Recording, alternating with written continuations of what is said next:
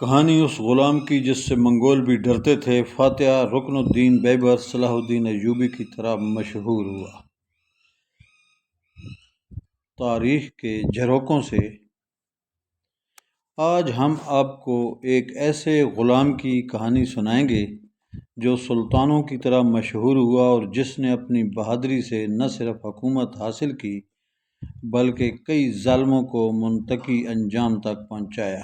فتوحات کی ایسی مثالیں قائم کیں کہ بڑے بڑے جنگجو اس کے نام سے تھر تھر کانپتے تھے۔ تاریخ منگولوں کے ظلم سے بھری پڑی ہے، لیکن اس غلام نے منگولوں کی ایسی کمر توڑی کہ وہ دوبارہ سر نہ اٹھا سکے۔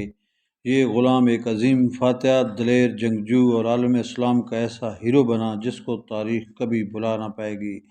جی ہاں، ہم بات کر رہے ہیں سلطان رکن الدین بیبرس کی، جو 19 جولائی 1223 کو دشت قپچاق میں ایک خانہ بدوش قبیلے میں پیدا ہوا۔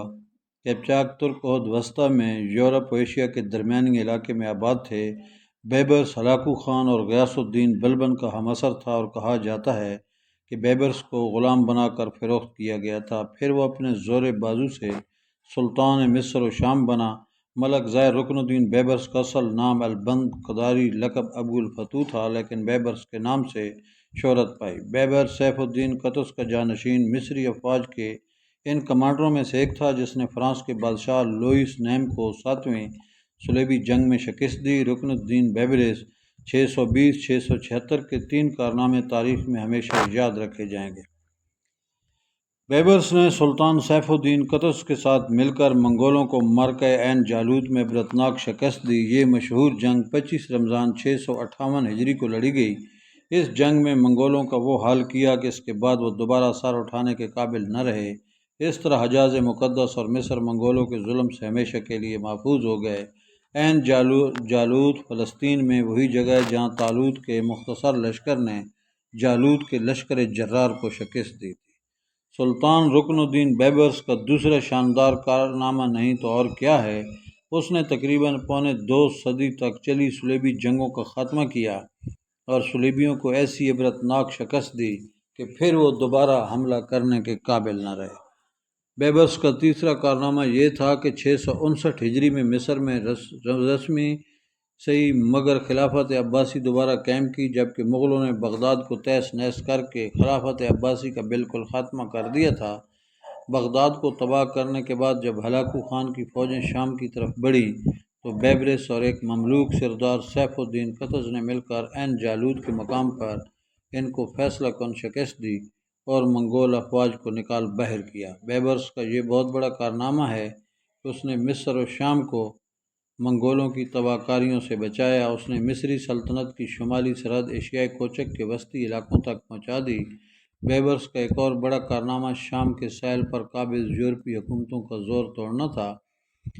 یہ حکومتیں پہلی صلیبی جنگ کے زمانے سے شام کے ساحلی شہروں پر قابض تھیں۔ نور الدین زنگی اور صلاح الدین ایوبی نے اگرچہ اندرون ملک اور فلسطین سے صلیبیوں کو نکال دیا تھا، لیکن ساحلی شہروں پر ان کا اقتدار عرصے تک قائم رہا۔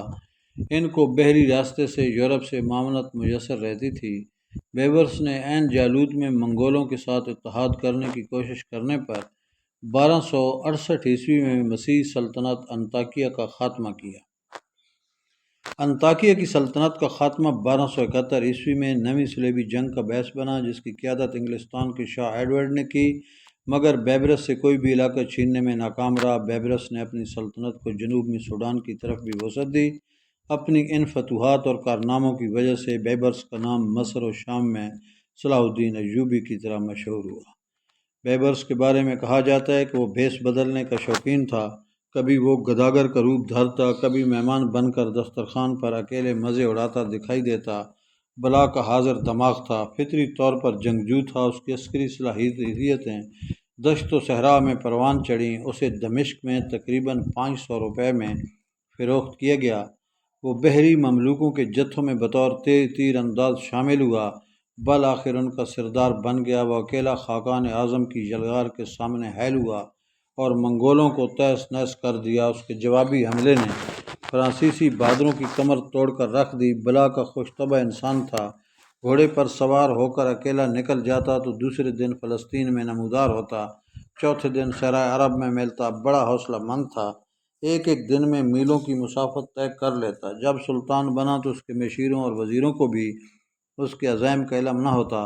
ہر شخص کو یہی خیال رہتا ممکن ہے سلطان اس کے قریب بیٹھا ہو، اس کی باتیں سن رہا ہو۔ لوگ اس کے کارنامے سن کر خوش ہوتے لیکن اس کے تقرب سے گھبراتے۔ بیان کیا جاتا ہے کہ ایک دن بیبرس نے ایک تاتاری سپاہی کا بھیس بدلا اور تن تنہا شمال کی طرف غائب ہو گیا۔ کئی دن سفر کرنے کے بعد وہ تاتاریوں کے علاقے میں داخل ہوا اور جگہ جگہ گھوم پھر کر حالات کا جائزہ لینے لگا۔ انگریز مصنف ہیل لڈیم اس کے بارے میں لکھتا ہے کہ مختلف زبانوں میں مہارت رکھنے کی وجہ سے وہ ہر قسم کے لوگوں میں گھل مل جاتا، اس لیے اس پر کسی کو شبہ نہ ہوا۔ ایک دن اس نے تاتاری علاقے کے کسی نانبائی کی دکان پر کھانا کھایا اور ایک برتن میں اپنی شاہی انگوٹھی اتار کر رکھ دی۔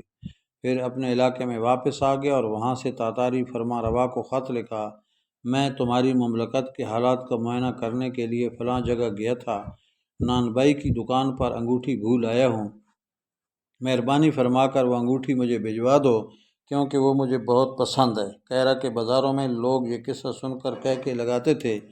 ایک دفعہ سلطان بیبرس عیسائی زہر کا بھیس بدل کر سلیبیوں کے مقبوضہ علاقوں میں داخل ہوا اور کئی ہفتوں تک ان کے فوجی انتظامات کا جائزہ لیتا رہا۔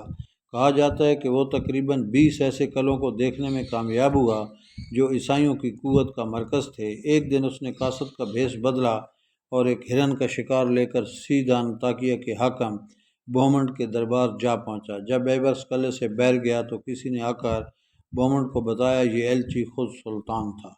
یہ سن کر بومنڈ پر لرزاں طاری ہو گیا۔ بیبرس کی بیدار مغزی نے جہاں اسے اپنی عوام کی آنکھوں کا تارا بنا رکھا تھا وہاں دشمنوں کے دل پر ایسی ہیبت طاری کر دی تھی کہ سب اس کا نام سن کر تھرراتے تھے۔ تاتاریوں کو ان کے عروج میں روکنے والا یہی جنگجو تھا۔ مارکا عین جالوت کا ہیرو بھی بیبرس کو ہی کہا جاتا ہے۔ اس کے سامنے جب کوئی ہلاکو خان کے ظلم و جبر کی باتیں کرتا تو بیبرس کہکا لگا کر کہتا وقت آنے دو، تاتاریوں کو ہم دکھا دیں گے کہ لڑنا صرف وہ نہیں جانتے۔ تاتاریوں کے عروج کے دور میں سلطان بیبرس کے دربار میں جب ہلاکو کے ایلچی آئے بدتمیزی سے بات کی تو بیبرس نے ان کے سر قلم کر کے کہرا کے بازاروں میں لٹکا دیے تاکہ لوگوں کو پتہ چل جائے کہ اب لڑنا ہوگا یا مرنا ہوگا۔ تاریخ گواہ ہے کہ مصر کے اس بہادر نے تاتاریوں کو پہلے ہی مارکے میں ایسی شکست دی کہ اس کے بعد وہ آگے بڑھنے کی ہمت کھو بیٹھے۔ بیبرس نے 1 جولائی سن 1277 کو وفات پائی اور اسے دمشق کے المکتب الزہریہ میں دفن کیا گیا۔